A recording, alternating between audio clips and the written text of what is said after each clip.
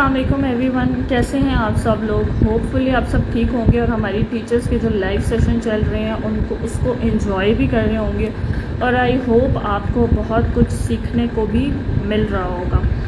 तो आपने राबिया की, हुमैरा की एंड सदफ की स्टोरी से बहुत कुछ सीखा होगा। एंड आज जो हमारी गेस्ट हैं शुमाइला, वो एक गवर्नमेंट स्कूल की टीचर हैं। होपफुली आप लोग उनकी स्टोरी से भी बहुत कुछ सीखेंगे। तो हम ज़्यादा आपको वेट नहीं करवाएंगे, हम अब बुलाते हैं अपनी आज की गेस्ट को। हेलो शुमाइला, कैसी हैं आप? जी अस्सलाम वालेकुम। जी मैं ठीक हूँ, आप कैसी हैं सदब? जी बिल्कुल ठीक। अच्छा शुमाइला, आप सबसे पहले ये बताइएगा कि आप टीचिंग में कैसे गई। आप गवर्नमेंट सेक्टर में जॉब कर रही हैं, तो आप वो कहते हैं ना गवर्नमेंट स्कूल की टीचर लगना खुद एक इटसेल्फ एक टेक्निकल होता है, बहुत एक लंबा प्रोसीजर होता है। हर किसी को गवर्नमेंट जॉब नहीं मिलती और बहुत सारी जो टीचर्स हैं वो गवर्नमेंट जॉब की ख्वाहिशमंद होती हैं, ठीक है।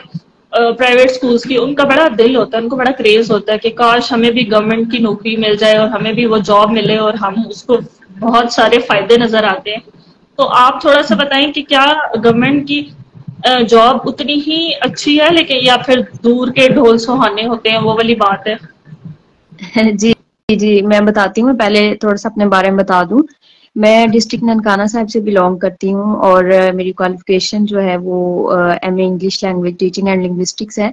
उसके फौरन बाद ही मैंने ज्वाइन किया, सीट्स आई हुई थी, तो जो है वो मेरी जॉब हो गई है एज एससी इंग्लिश जो है वो मैं अब सर्व कर रही हूँ। जॉब सदफ जैसे कि आपने क्वेश्चन किया, बहुत अच्छी है लेकिन मेरिट पे मिलती है।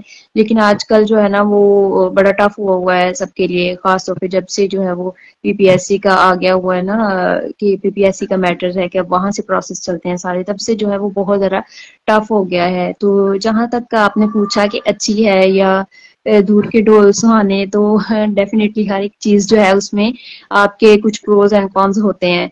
तो अच्छी है, इस हिसाब से अच्छी है कि आपकी जो है वो इनकम आ जाती है प्राइवेट की निस्बत जो है ना, गवर्नमेंट में आपको अच्छी हैंडसम जो है वो आप कह सकते हैं प्राइवेट वालों के लिए हैंडसम, तो वो आपको मिल जाती है। और इसके कुछ हैं भी कि हमें आना जाना जो पड़ता है तो हमें वो बहुत ज्यादा मुश्किल लगता है। दूर हमारे सेंटर्स होते हैं, वहां पे आना जाना जो है वो बहुत ज्यादा मुश्किल हो जाता है हमारे लिए। डेफिनेटली है, तो फायदे भी हैं, सैलरी है लेकिन कैलकुलेटेड है। हाँ, और दूसरी चीज ये कि क्या मैंने सुना है कि जो गवर्नमेंट के इदारे हैं, क्योंकि मैं खुद भी गवर्नमेंट में मैंने जॉब किया है काफी टाइम, तो जो जी स्टार्ट में आपकी जी पोस्टिंग होती है ना वो काफी दूर होती है। लाइक जो आप सिटीज हैं उनसे रिलेटेड कोई गांव है तो उसमें आपको भेज दिया, या थोड़ा दूर दराज। मेरी तो ट्रैवलिंग बहुत ज्यादा थी, काफी डिस्टेंट था। तो क्या आपकी करीब मिली है या आपका भी इसी तरह से पोस्टिंग जरा दूर हुई है?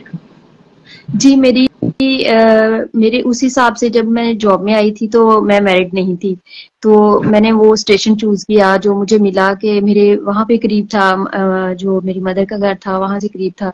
तो उसके बाद जैसे ही मेरी शादी हुई तो वो जरा दूर हो गई, वहां पे स्टेशन मेरा वही रहा, मेरा ट्रांसफर नहीं हो सका। तो उसके लिए जो है ना वो मुझे आना जाना जो पड़ा, तब मेरे लिए बहुत ज्यादा चैलेंजिंग हो गया ये।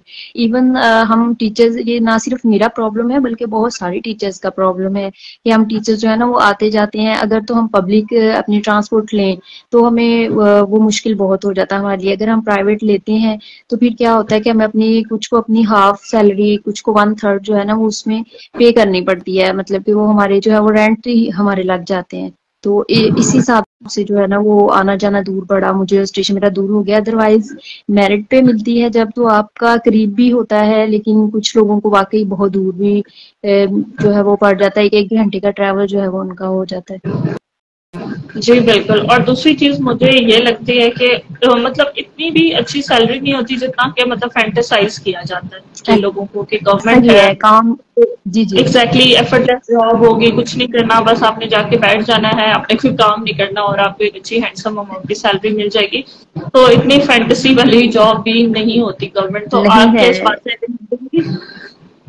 जी, ये बिल्कुल भी इतनी फैंटेसी वाली नहीं है। वो इसमें मैं कहूंगी कि दूर के ढोल सहाने, ये जब जाके बंदा करता है ना तो तभी आइडिया होता है। अब हमारा हायर सेकेंडरी है तो हमें इतने टास्क मिलते हैं, मतलब हमने इतने जो है ना वो अपने करने होते हैं, इवेंट्स जो है वो हमने मैनेज करने होते हैं और बहुत सारे मामलात होते हैं। तो तब आपको पता चलता है जी नहीं जी, काम इतना भी आसान नहीं है, बल्कि मुश्किल है कि आप काम ज्यादा कर रहे होते हो, उस हिसाब से जो है वो आपकी सैलरी कम होती है। मतलब आप जो है वो पोटेंशियल जो है वो ज्यादा, लेकिन सैलरी जो है वो आपकी वो कम हो जाती है उस हिसाब से। एग्जैक्टली ऐसा ही है। और दूसरी बात ये है कि जो हमारे गवर्नमेंट, जो लोग प्रेफर करते हैं गवर्नमेंट जॉब को, वो इस वजह से करते हैं कि अगर हमने 30 से 40 साल, या आई थिंक टीचर्स की अप टू 60 ईयर्स होती है, जब तक आप 60 साल के नहीं होते तब तक आप कर सकते हो, ठीक है। उसके बाद जी आपको बिल्कुल पेंशन ऐसा। या whatever जो भी सीन होता है, ठीक है, आपको मिलता है। तो वो 60 ईयर्स आपने स्ट्रगल करके गुजारे एक, मतलब एक लमसम अमाउंट के चक्कर में। और जितनी आजकल इन्फ्लेशन है और जितना महंगाई है, तो आई थिंक जो हमें अमाउंट मिलती है at the time of pension, because my father was also in air force, तो वो जब रिटायर हुए थे तो जितनी उनकी पेंशन थी उससे एक घर भी नहीं बनता, ठीक है। इतनी वो, मतलब उस वक्त के हिसाब से इतनी कम अमाउंट होती है जिसके लिए हम पूरी लाइफ स्ट्रगल करते हैं, ठीक है। और हम एक उसी गवर्नमेंट जॉब पे रह के अपनी पूरी लाइफ जो है ना वो स्पेंड कर देते हैं। तो ऐसा। हमें साइड इनकम के बारे में या साइड बिजनेस के बारे में क्या आफ्टर रिटायरमेंट सोचना चाहिए, या साथ साथ सोचना चाहिए?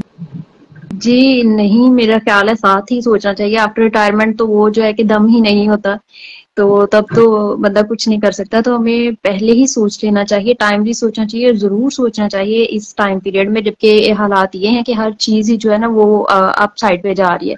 इन्फ्लेशन इतनी है और जो है ना कि आप मैनेज नहीं कर पाते आप चीजों को, आप जस्ट हैंड टू माउथ वाला हिसाब हो जाता है।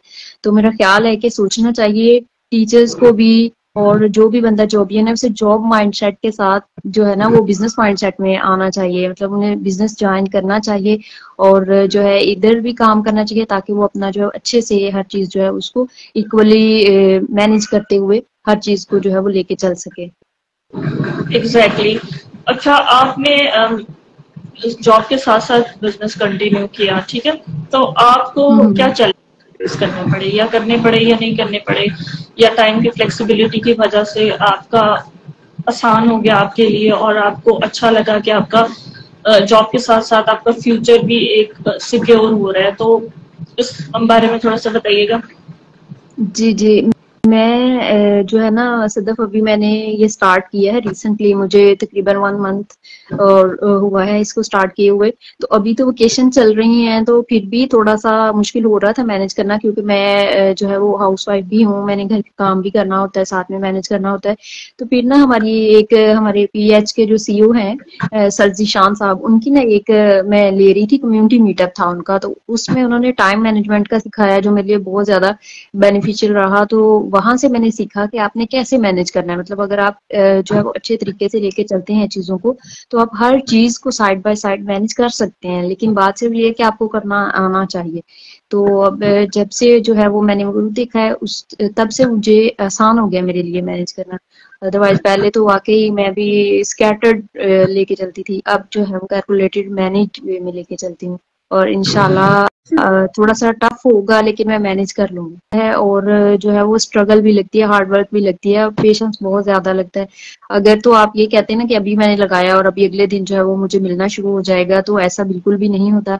आपको एक सेटअप करना पड़ता है, मतलब इस्टेब्लिश चीजों को करना पड़ता है, फिर जाके जो है ना वो आप अपनी डिजायर्ड जो है वो अर्निंग्स ले सकते हैं।